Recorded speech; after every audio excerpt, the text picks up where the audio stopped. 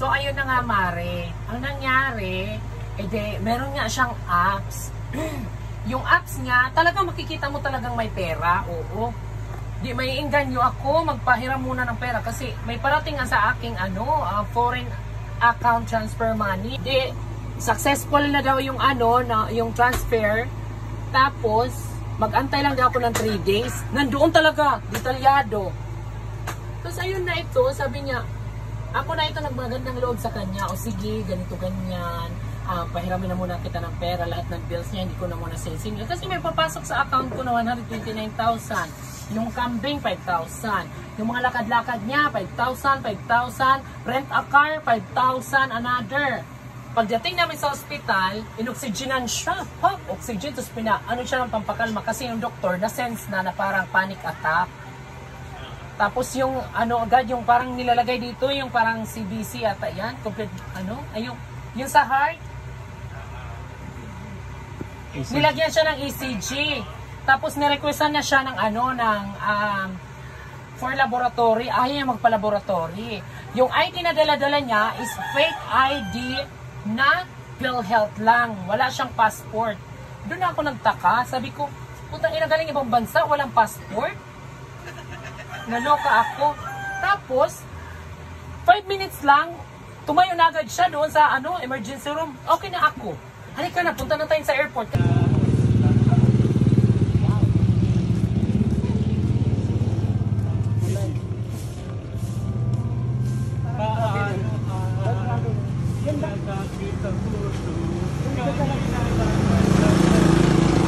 Kasi kailangan ko agad mag-fly ngayon going back to Manila to St. Luke's Hospital. Kasi andoon yung schedule niya, naka-schedule siya. Naloka ako.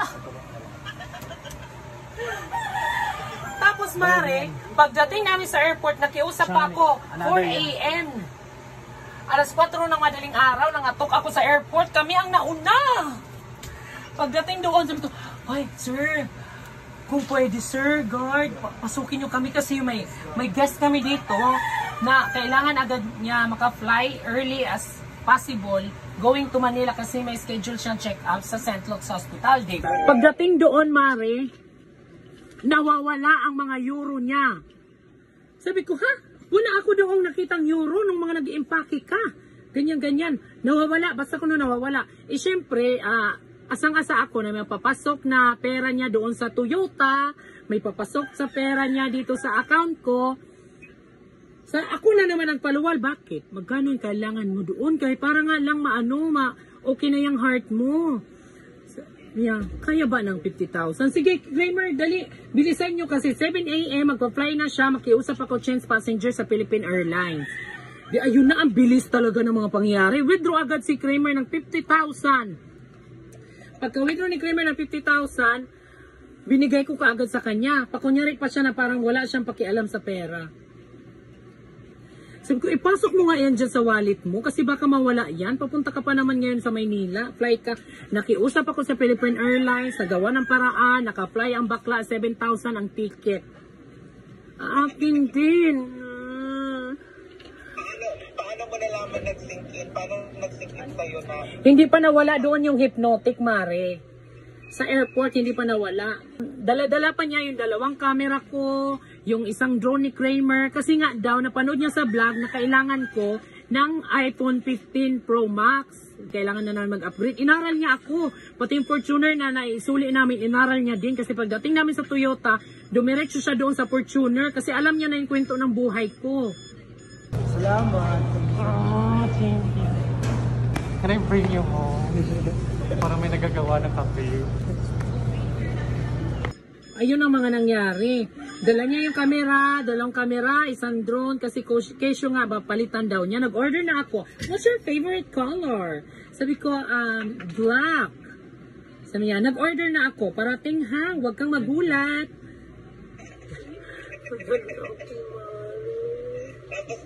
Nasa Toyota kayo, Mare. Di, eto na. Naibalik na namin. Naihatid na namin siya, sumakay na siya doon sa eroplano nang wala siyang kahirap-hirap. Naubos ang energy ko doon sa sa heart attack eksena niya, ubos na ubos ang energy ko doon. Lahat ng pag-comfort, ginawa ko lahat kasi guess nga namin. Tawag ambulance, tawag lahat. Lahat talaga dito, nanginginig pa ako. Inutos-utusan pa niya ako, nanginginig tubig, eme. Utang inang bakla na yung pangpamasang award. Pagkaalis na niya, pag-fly na niya sa Maynila, di ito naman kami touch na touch. Oh my God, sa akin ata ihabilin ang ang Well Testament, tapos ang safety deposit box. Nakakaawa siya Sabi ko magpatato kaya tayo. Kasi para mas lalong may strength yung heart niya.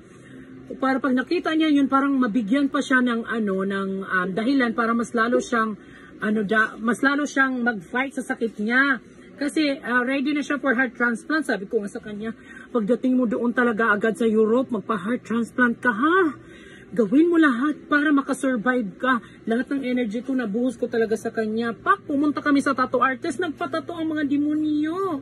So ayan guys, nandito kami kila Sir Onyok, yung sikat na tattoo artist dito sa Calbayog. And balak namin magpatato ng goat as symbolize of Sir Mel. Ayan. Yun kasi yung tumatak sa amin yung kambing. Mel! Ayan siya. Okay, Mel.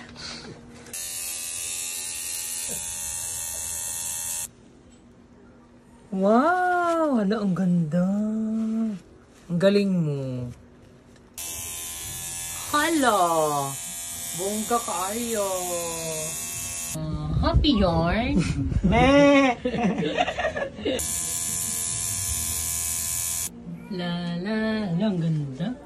Power Pop Girl! Tatlo kaming nagpatato ng kambing kasi doon lang siya lumakas kumain. Kasi hypnotize pa talaga kami. Nagpatato kami. Ang comedy ng life ko. Sinend pa namin sa kanya. Sabi niya, sana wag ako iiyak. Ganun.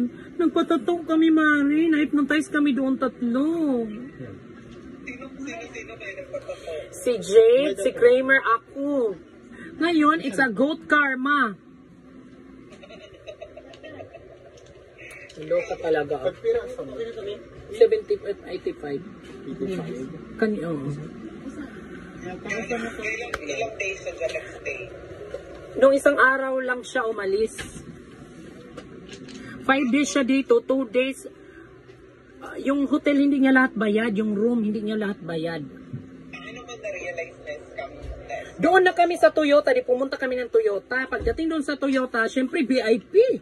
Inasikaso kami, top of the line Fortuner, asikaso agad. Sorry. I am struggling. I've been scammed. Sorry, sir. I'm shouting. Pagdating namin sa Toyota, todo asikaso kami kasi to release na nga. May time pa. May time siya yung binibigay sa Toyota. Oh, ito ha. Asikasuhin niyo sa Miss Michelle. Sa inyo ko na ipagpakatiwala. 12:15 in the afternoon, darating ang pera ko sa bank ng Toyota Bank. Di pagdating ko doon, hanggang naabutan kami ng alas 3, alas 2, alas 3, alas 4, walang pumapasok. Doon ako nung nagutom na ako. Sabi ko, putang ina, na-scam tayo ah. Guys, parang kami nabodo.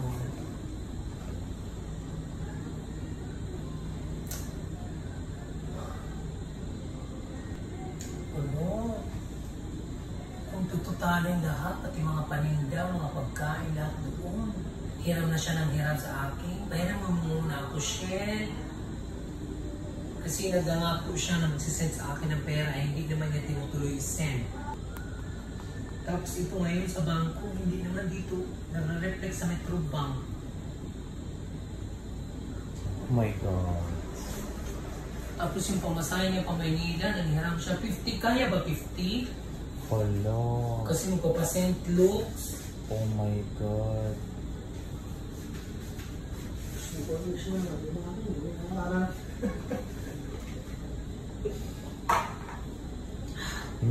Naano ko tuloy na nadala tayo sa ano niya kasi may sakit sa puso. storya. Oh my God. Ang ending nakakahiya tayo dito sa Toyota. Oo. Ghost bombs! Oh my God! Nadala lang kami.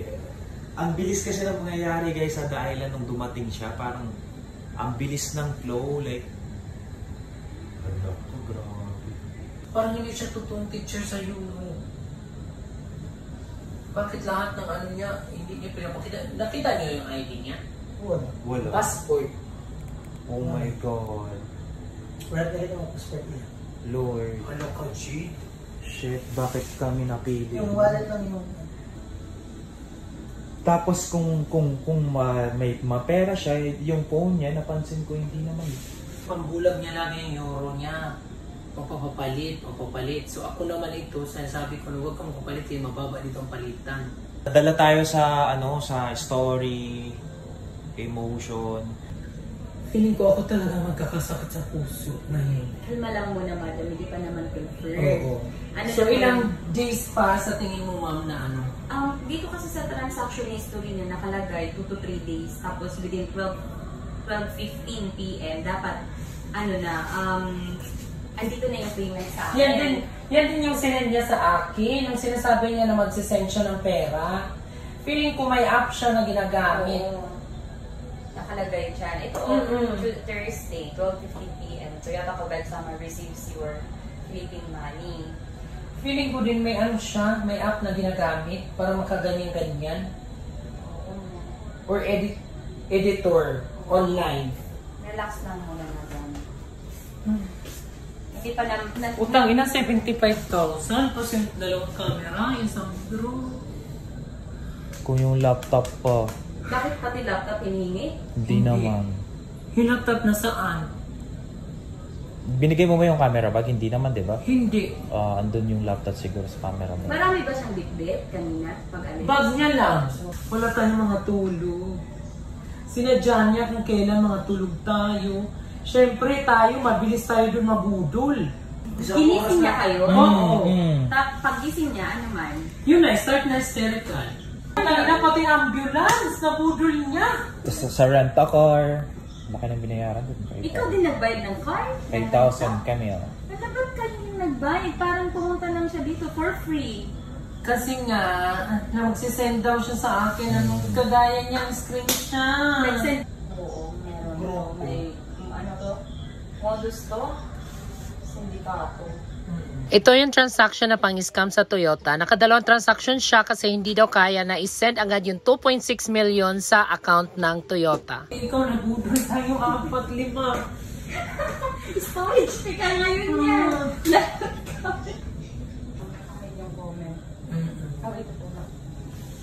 Oo, wala. Parang story ng movie kasi yung eksena niya, yung may sakit siya, tapos binubuo siya sa... Shit. Tsaka nakakaduda yung kagabi, no? Sabi niya na, hindi ba kayo nag-ano lang sa akin, nag-judge na... Yung GRS sa picture rin sa Oo, video niya doon. Picture niya yung GRS. Kasi nawala yung Fortuner nyo, ibabalik natin, mas bongga pa. Eh, pinili yung GRS. Ayun, naka-ready na, naka-tent na, tapos naka-ready for, ano na talaga, release. Signing of documents na lang. Shit, ito oh, andito na. Pero cute rin naman siya, ha? Naka-Elmer, kawalas nakaparang kay Michelle. Shit! Budol to. As in, ang daming naabala. Yung una nag-ano lahat. Nag-sync in na lahat. Ano yung first day niya? Oo, 185. Nung last day na niya, February 15. Nung first day niya, first 2 days, hindi ko pa naano kasi magkano pa lang naman yung utang-utang niya dito sa akin. Doon ako na-alarma. Nung nagbitaw ako sa kanya ng 70, meron pa. Pagdating namin dun sa Toyota, pagdating niya sa Maynila, nag-video call siya sa akin. Nagmumoling. Sabi ko, hindi ka pupunta dyan. Diretso kasi ba sa St. Luke's? Diretso ka doon sa schedule mo. Naloka ako. Sabi niya, hindi. Mag-lunch lang ako. Okay, sige. Tawag siya. May laman ba ang Gcash mo? Doon nagsagting yung ulo ko. Sabi ko, oo, magkano ba kailangan mo? Hindi pa natatanggal yung hypnotic sa akin. Doon ko na lahat na-realize, pumasok na lang, ay putang ina, nag-send ako ng 50, kinulang pa pang St. Luke's. Tapos another 25. Sabi ko, nai-scam tayo, Jade. Kramer, nai-scam tayo. Doon na pumasok lahat. Na-send ko pa yun. 75,000 yun yung buo. Pinaghirapan ko.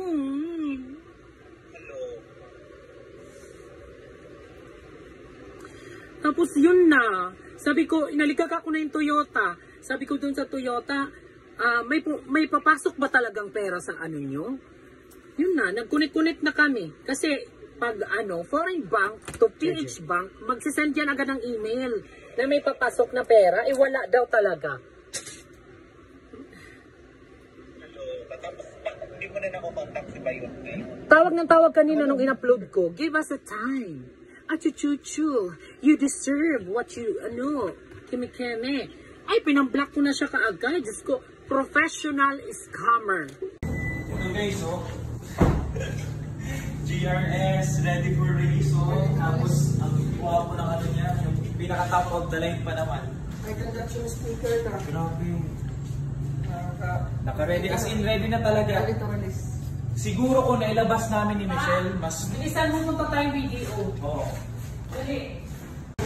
Kaya ayon sa puntong ito, pumunta na agad kami sa BDO para maipablock na yung aking bank account.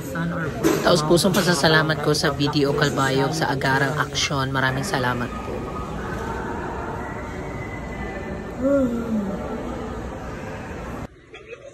Ang lakas ng loob.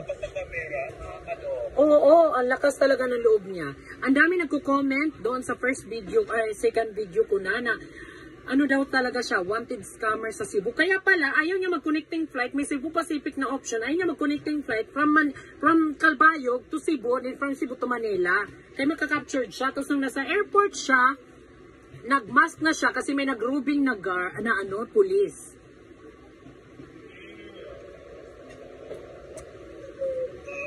Tapos, nakakapagtatakan lang kasi hindi mo naman sira ulo, bibilhan ka ng Fortuner. Kaya nga, it's too good to be true. Nakakaloka. Kasi ang kwento niya, may rheumatic heart disease. Tapos, nagtatrabaho siya sa Europe, teacher siya sa Europe, na may asawa siya, ex-husband niya, nagtatrabaho sa Rolex. Wala siyang mapamanahan, ayaw niya daw mapunta yung pera, ari-arian niya sa mga kapatid niya, sa pamilya niya, na hindi naman daw siya nilook forward, inaasikaso.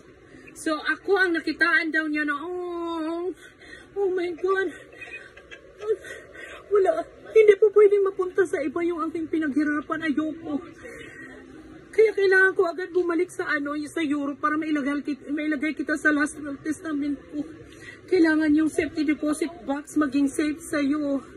Michelle, take good care of the car. Ikaw ang bahala. Ganon. Pang-fama sa demonyo.